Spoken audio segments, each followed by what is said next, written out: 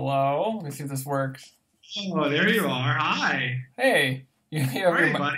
you have your microphone? Yeah, I'm actually not sure if it's going into the microphone, but I've got. Yeah, it seems to be working. I'm looking at the audio levels. Oh, good. Let's see. Yeah. Cool, man. This is so fun. I haven't seen you in so long. I know. It's been, I think the last time I saw you in person was like casting.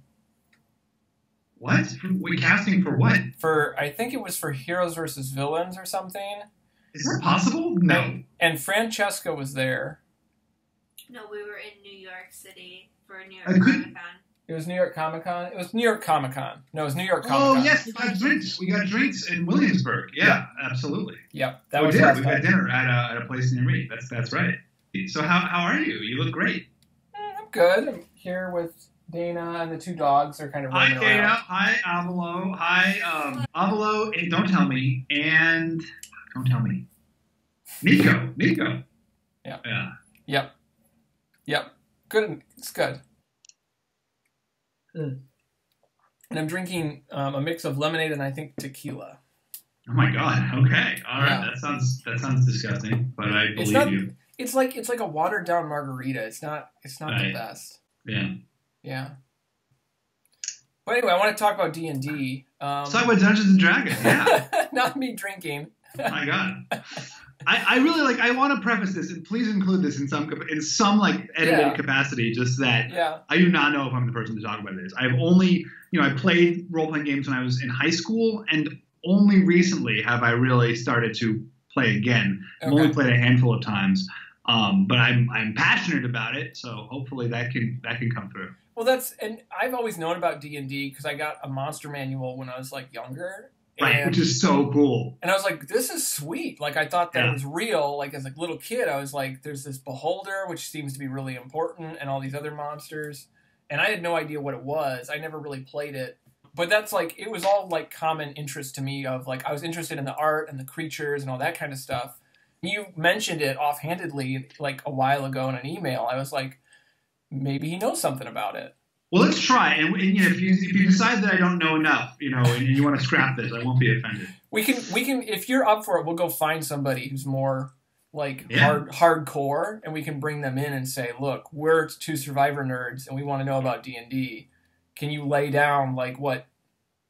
I think that could be cool too. Yeah, I would think that would, and I would love to learn from someone like that. And I'm sure we could find someone who knows a ton about it. I mean, I know people in the fan community who have been like tremendous helps to me, like R Philly. I don't know, I'm blanking on his real name, but his Twitter handle is R Philly. Uh-huh.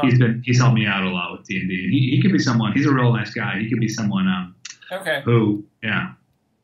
so you can be part of the outsider group too if we get that far. If we go that far in.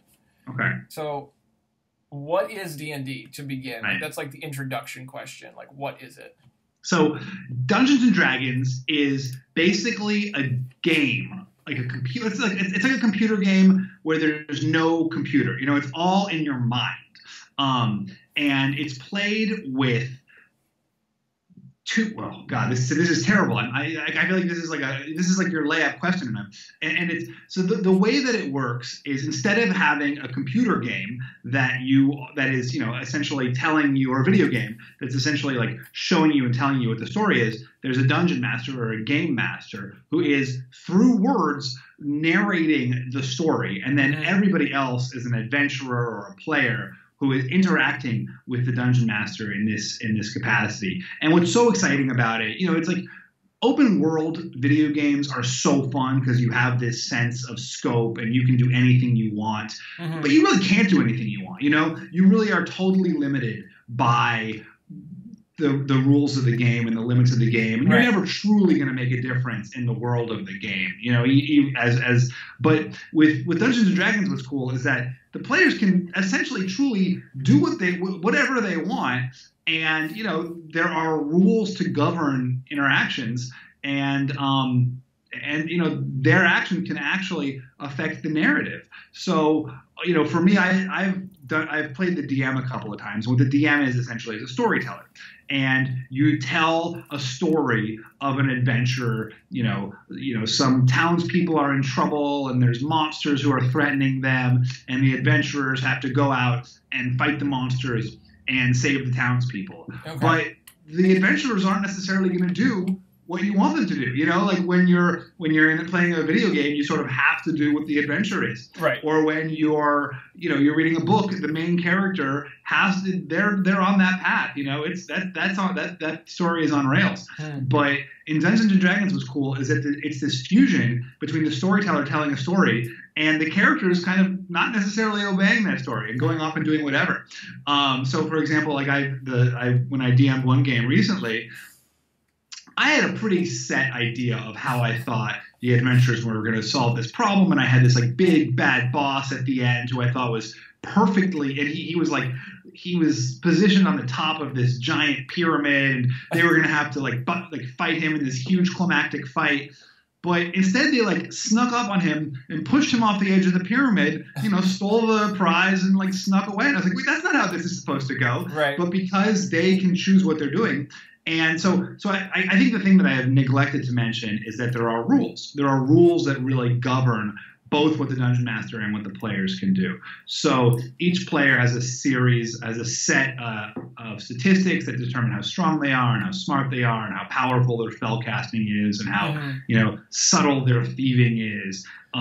Is this set somewhere? Is this a book somewhere? Or okay, so it is. So it's basically set wherever the Dungeon Master says it's set. So there are a few settings that are frequently used. The Forgotten Realms is one, Greyhawk is another. But people set their campaigns in outer space, on a planet populated entirely by sentient plants. So that's another thing that's really cool about it is it is totally flexible according to whatever your imagination can create. Yeah. And the company has, Wizards has put out books that have stats being the strength and resilience of all of these different monsters. You mentioned the monster manual, but you can make your own. Those are just guidelines. Mm-hmm. So you can really create anything. It's just a function of how much time you're willing to put in. Right. So when I'm thinking about this too, I'm thinking about open form video games, because all the time I've seen things like Elder Scrolls and like the new Zelda that came out, the Breath of the Wild, I believe, all these open form things. And this is not constrained by any physical barrier at all. It's literally your imagination and a bunch of people getting together, which is that's incredible. That's the incredible part. Which is so exciting. Yeah, it really is. Right. I mean, there's work that goes into being the Dungeon Master. There's a lot of preparation, and sometimes I regret having volunteered because I just don't have the time. But you have to create an adventure, and you also have to basically be prepared for the adventure to immediately go off the rails. Okay. In fact, the one thing I asked a lot of people when I was preparing my adventure, what made a good Dungeon Master versus a bad Dungeon Master? And I think the thing that people really don't like is when the Dungeon Master kind of forces you, no matter what you do, sort of stay in their set storyline. But at the same time, there is this kind of covenant that you're making with the players that they're not going to totally ignore all of your, you're going to feed them the breadcrumbs and they're going to go along with it to a certain degree. When the townspeople come to them and say they're in trouble, they're not going to be like, nah, I'm going to go over to the other way too. Right. Instead. So, there is some covenant, but there's also, a lot of flexibility for the player. So and the other cool thing is that you don't have to be Link. Link is cool, but you can be whoever you want. You don't have to be the Dragonborn, for Skyrim. You can be, your background can be whatever you want it to be. So, I have one of my guys who is a player he's a pregnant gnome who blacked out one night and woke up with mystical tattoos all over her body. And, that's cool. I think you can invest as much time and effort into your backstory as you want. It's funny that you mention all of this stuff in terms of this, how open-ended it is and how much power it gives people in terms of this realm of your imagination. Because when I see Dungeons and Dragons portrayed in the media or in TV and stuff, it's always a bunch of nerds in a basement. And it's this sad, wow, they have no lives. But it's really this internal like creation that they've made, like this internal world that they've developed that's just probably breathtaking to be a part of, like really interesting to be a part of. And people get really immersed. And what I think is really cool is, as you were sort of saying, that in the last couple of years, it has sort of expanded beyond that, real niche subculture. Yeah. And a lot of people are doing, people are making their lives from being professional dungeon masters. There's a lot of YouTube streamers who are streaming Dungeons and Dragons, full time. There's some really, really popular series. The Nerdist has Critical Role. Mm-hmm. And there's been a number of others. Yeah. So it's taken off and expanded sort of past that. And I think some of that has just been the new digital media makes it easier for people to do these things remotely. Apps have developed that make it simple for people to collaborate or to play the game over great distances. And also Dungeons and Dragons released a new edition, which is pretty welcoming. So I think when I was a kid, the rules of Dungeons and Dragons were so obscure that you really had to invest a lot of time into learning them. And there was just like so many contradictory rules and sub rules that there was a burden to kind of learning them. But they really streamlined the rules a lot. Yep, and that's a huge thing in the comic book world too. I mean, the Simpsons character, a comic book guy, like exemplifies like, you are an outsider, like, to this world. Like, you really have to show you're committed to, like, knowing Aquaman and his backstory, and you need to know, the rule book and all that kind of stuff. So I think that is a huge, like, change.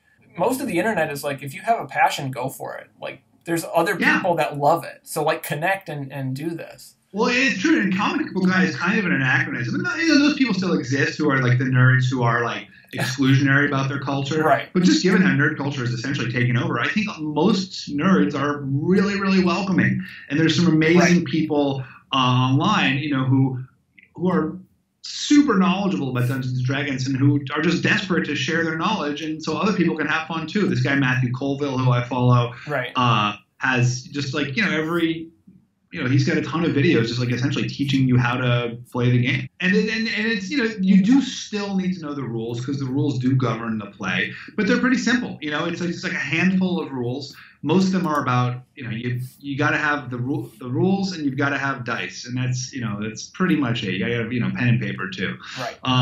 Most of the rules are a function of rolling dice to determine an outcome. So you will have stats. Let's say you have a stat that measures your strength.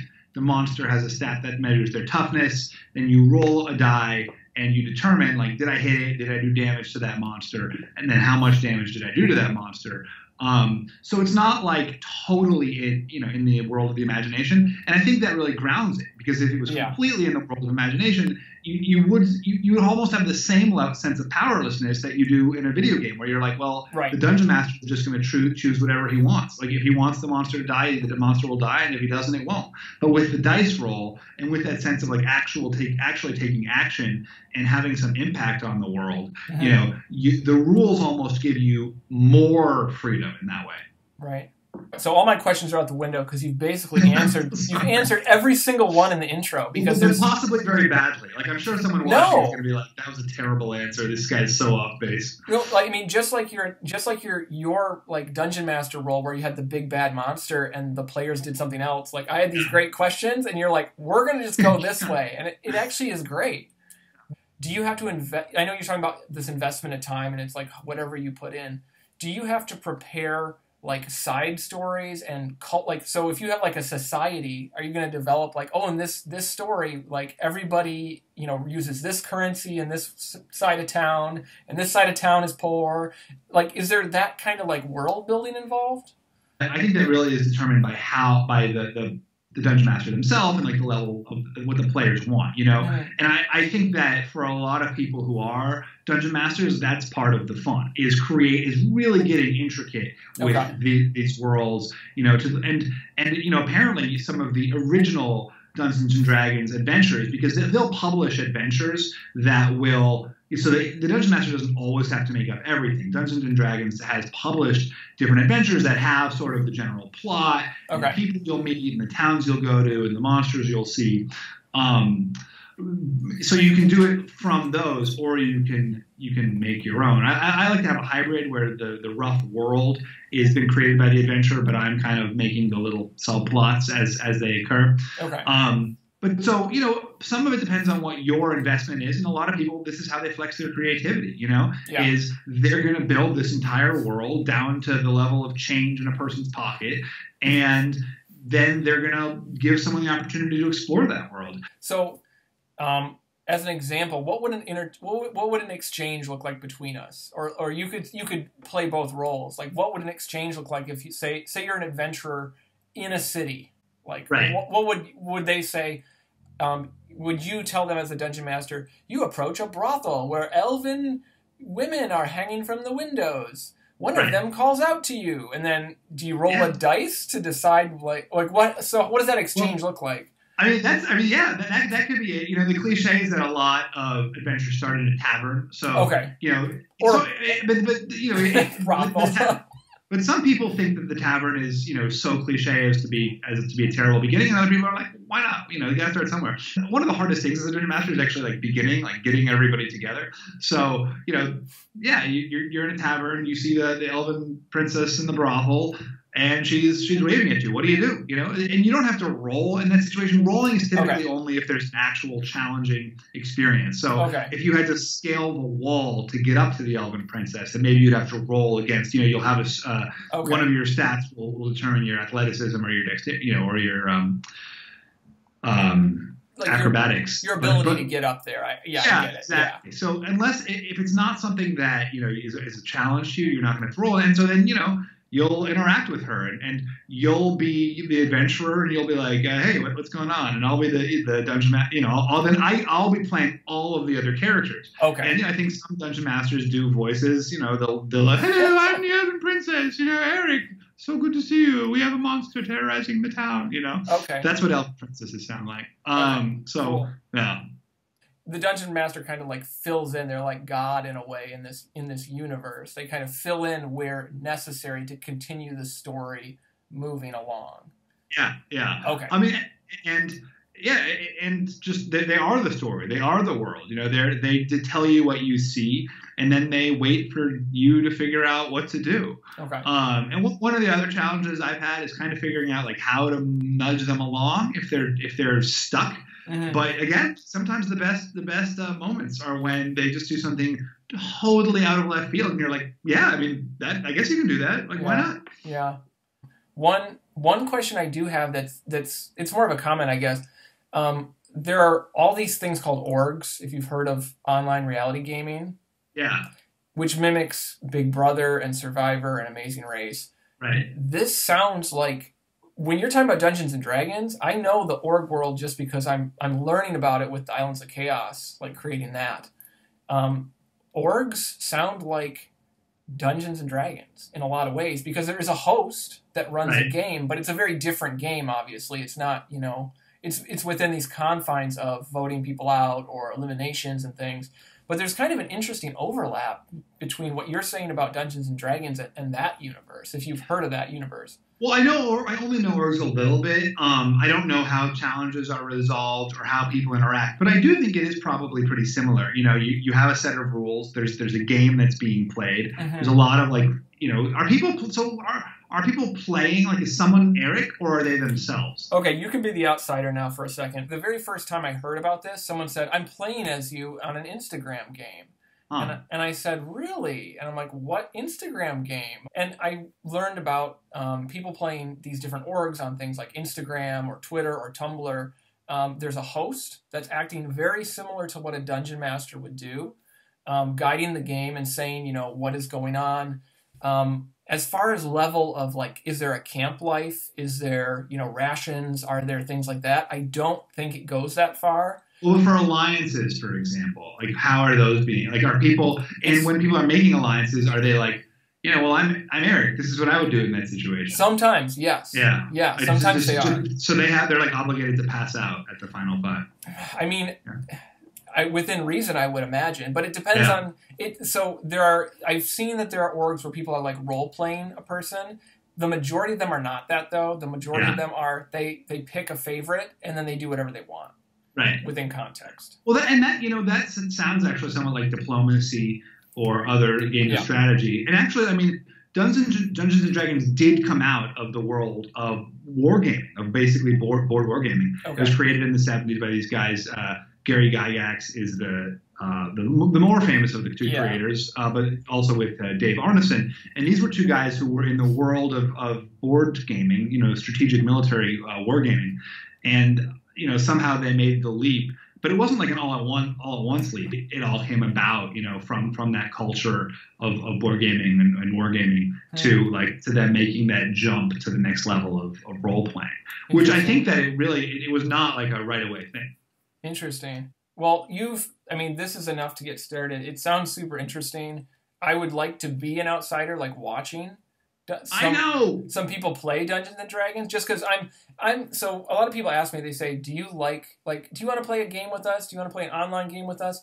And I'm like, I'm sorry, I don't like to play as much as I like to watch and spectate and see the story. I like to watch a story as it develops. Yeah. So maybe that's the next step for me, to start watching some of these Twitch channels or see how this goes. Watch an episode of Critical Role. It's so good. It's DM'd by this guy Matthew Mercer, who does all of the different voices. He's just such an incredible storyteller. He's a professional voice actor, so surprised he's amazing at it. And it's just this I think that had a lot to do with kind of bringing Dungeons and Dragons back into the mainstream into the mainstream. Yeah, cool, awesome. Well, thanks for taking the time to do this, and this is so fun. And again, anyone listening who knows I'm wrong about stuff, please correct me. Please, I'm definitely wrong. We got to do some house stuff. All right. Well, good luck. I'll talk to you soon. Adult stuff. Bye, Stephen. Have fun. Bye. How do I quit this?